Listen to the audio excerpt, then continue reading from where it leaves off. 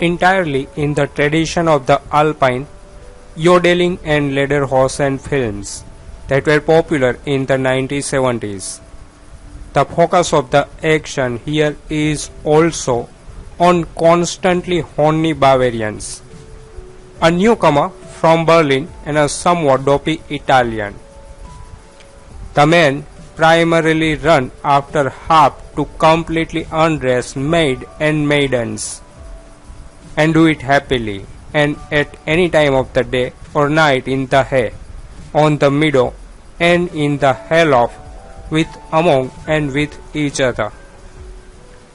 The framework of the plot is correspondingly thin. Gisela Horn, who is completely untouched by country life, has bought a farm in deepest Bavaria in order to be able to breathe the clean country air. From the start, however, she was constantly nagging, beginning with her complaint about a fresh, steaming manure pile right on her doorstep. Your servant, the full bearded Hias, a native in the classic Sepal look, can't understand her objection at all. It's always been like that in this country. While Miss Horn from now on demand custom and morals, her employee Tony and Zenzi do it right next door in the cow shed. Meanwhile, in Italy, the distinguished Conte Travasso wants to send his two daughters on a language and educational trip to Germany. He chose Vittorio Parmesano, who is said to be gay, but who is actually an outspoken womanizer.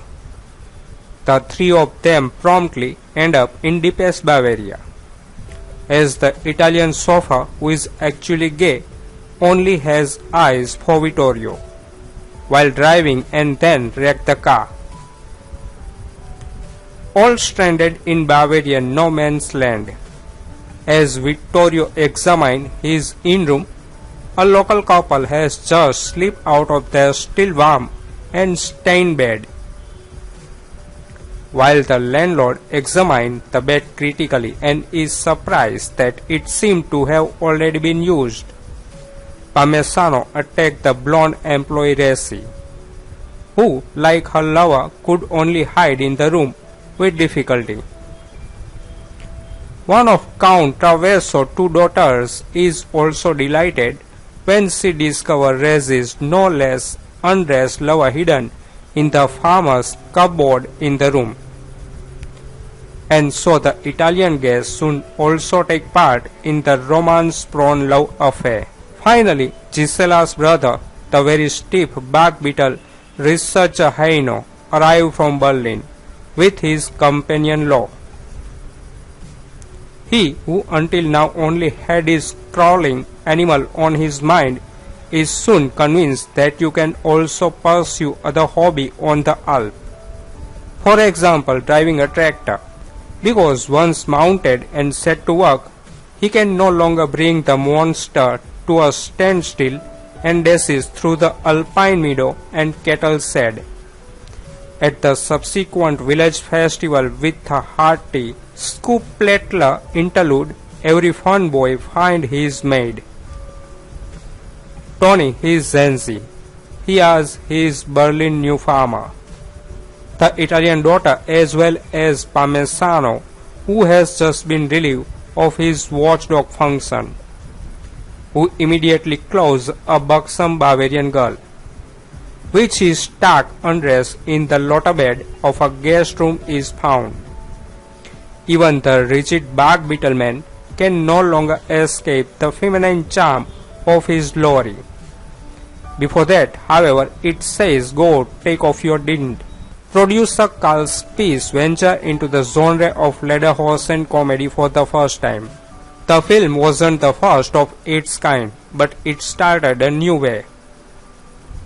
Go Take Off Your Dint was also the first feature film directed by the 29-year-old Siggy Rothman, who had been working as an assistant director until then and who was still known here as Siggy Gotts.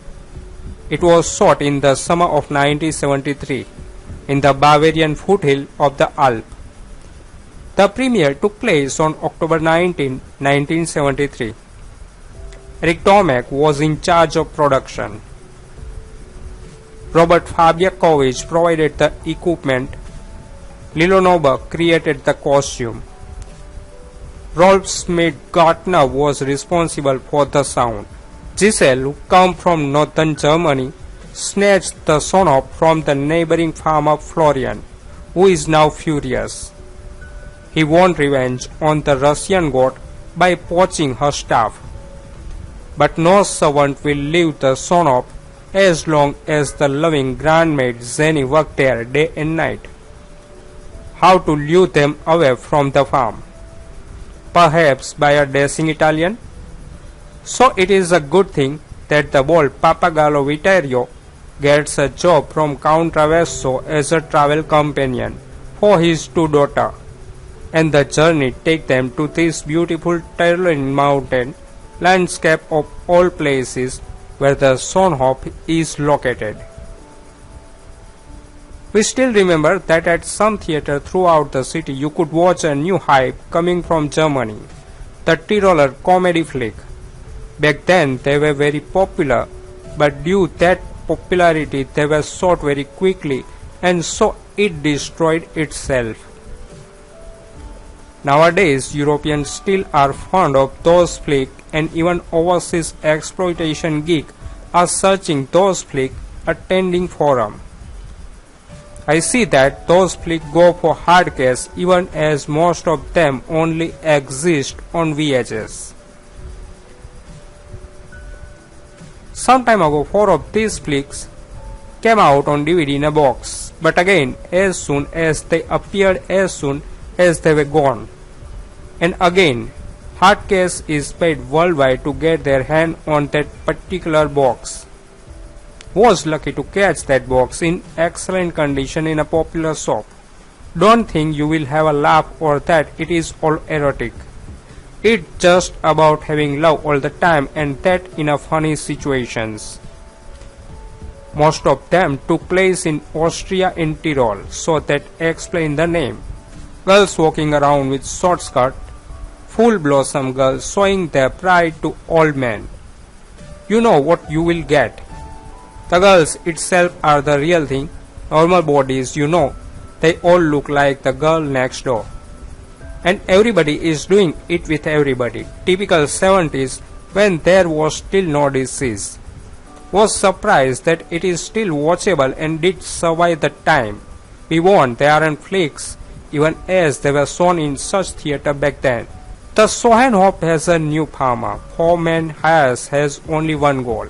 He wants to introduce her to the spicy peculiarities of country life. The beautiful young farmer's wife doesn't care that her neighbor Florin also wanted to buy the farm, and out of anger tried to poach him, because the Medlow made Zenzi keep every servant in line. On the elm there is no sin. Here in particular things are rustic and hearty, because on a low-made farm in Tyrol the rule applies. Praise what make you hot. Behind every haystack and on every alpine meadow, tight leather trouser attack the plum girl bodies and everything that goes with them. No wonder that many a barn become a love arbor. Love is always so banging and banging, whether in the chamber or in the hay, in the forest and in the hut. First of all, the Medlow made Zenzi take care of that and hit up the servant on the Sonnenhof. That changed a bit when the bold Pappagallo Vittorio saw up from Italy with Gina and Lolo. The two daughters of Count Traverso are also on a trip to Germany with the chauffeur Mario. He soon tried to warm up to Vittorio, who in turn has his sight set on the dashing sister. When the team arrive in the village, all hell breaks loose. Great Tangle bring the love mood into high gear. The apogee of the genre was the late 1960s and early 1970s, corresponding roughly to the chancellorship of Willy Brandt, but this film continued to be produced up to about 1980. Today, they live on a staple of late-night European cable and satellite channel. Among the directors working in this genre were Franz Antel, Franz Maresca, Franz Joseph Gottlieb, Alois Brammer, and Hubert Frank. Alois Brammer was the producer of many of these films. Being the owner of two cinemas, he became interested in film and filmmaking and thought he could make a director and producer himself. After some report movies, he became involved in the series as mentioned above. These were mainly situated in the Alps. Director Franz Maresca got the idea by a newspaper article in 1972 about a wealthy female tourist in Bavaria who tried to seduce local young men or the landlord of the inn where they were staying. Maresca was inspired and set himself to make films about the subject. Therefore, the Alps were chosen as background. Bavarian films were usually set in Bavaria or Tyrol. At that time, most German film studios were located in Munich. This was somewhat ironic, considering the fact that Bavaria has been one of the more culturally and socially conservative areas of Germany and has been run by the Christian Social Union almost continuously since 1947. Not a few of those movies are of Austrian origin, since many of them take place in Tyrol. At the time, Bavarian films seemed outrageous and shocking to the older generation, who had been instilled with the family value of the National Socialite regime, not to mention traditional German love morality. To the baby boomer who came of age after World War II, the film embodied the freedom and liberation brought about through the love revolution. Today, these films are revered more for their camp value than any ability to cause arousal. Their legacy is most evident in the poppy acid jazz soundtrack used in these films, which became popular among hipsters during the late 1990s. Along with the resurgence of space-age pop. Gert Wilden composed and performed many Bavarian soundtracks with his orchestra. Some Bavarian films were dubbed into English by German actors and actresses speaking English. The poor translation, Godzilla-style dub quality, and German accent elevate the camp factor of this film to a level beyond that of the German originals. Bavarian films was released in the United States under titles such as Naughty Coed, A Love Odyssey and The Sinful Bed. Siegfried Rothmann first directed and wrote Lederhosen film and cello comedy under the pseudonym Siggy Gott. He used this name when he wanted to have fun in the cinema below the level. These include Gott, Take Off Your Dindle, Greek Fig, Big Mac, and Pirate Radio Station Power Play. This period lasted until 1988 and ended with the anthology film Starkzeiten. His son Mark Rothman made the film Panorama about this era of German cinema. As early as 1979, the director was able to distinguish himself as Siggy Rothmann with the Christmas series Tim Thaler. In 1981 and 1982, he also filmed the Christmas series Silas and Jack Holborn starring Patrick Bach. With the series Detective, in which Klaus Lobich played the leading role, he took his first step towards crime before he, again with Lobich in the leading role, directed Peter Storm. Series work for The Man from K3 and Everything But Murder followed. In 2002, after 2 episodes, he took over the film series Donna Leon by Christian von Kastelberg has since directed all episodes. He also made episode for A Case for the Fox and Commissario Laurenti. Rothman was also successful as a director of cinema and television films.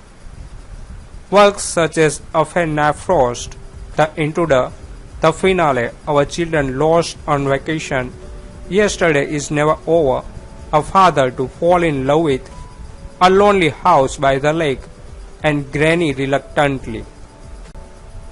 Entirely in the tradition of the Alpine, yodeling and lederhosen films that were popular in the 1970s. The focus of the action here is also on constantly horny Bavarians, a newcomer from Berlin and a somewhat dopey Italian. The men primarily run after half to completely undressed maid and maidens, and do it happily and at any time of the day or night in the hay, on the meadow, and in the hayloft, with, among, and with each other. The framework of the plot is correspondingly thin. Gisela Horn, who is completely untouched by country life, has bought a farm in depressed Bavaria in order to be able to breathe the clean country air. From the start, however, she was constantly nagging, beginning with her complaint about a fresh, steaming manure pile right on her doorstep.